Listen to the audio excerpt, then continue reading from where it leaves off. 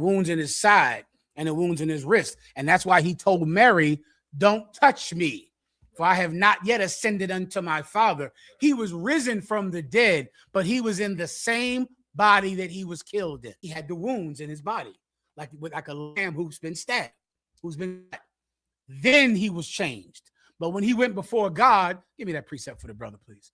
When he went before the Lord, he went in that same body that Thomas saw, right? They couldn't recognize him, but he was in the same body. But at this time, he was through the stage where he looked different, but his body was the same. And one of the elders saith unto me, weep not.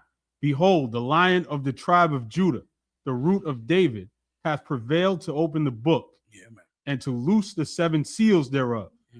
And I beheld, and lo, in the midst of the throne and of the 4 beasts, and in the midst of the elders, stood a lamb as it had been slain. You see, so he's coming before God, not like a lamb, which would just be a walking around lamb. He's coming like a lamb that has been killed. And you can see that he's a lamb that has been killed, which means what? He has blood on him, wounds on him, stab wounds all over him. And he comes before God like that, in the same body that Thomas saw him in. That day that he could come, beaten and bruised and stabbed, and walk over there and take that book, which includes the inheritance of the children of God, which their sin had prohibited them from receiving. But it did not prohibit him because he had no sin. And he could take it. That's the day he was glorified. That's the day he was changed.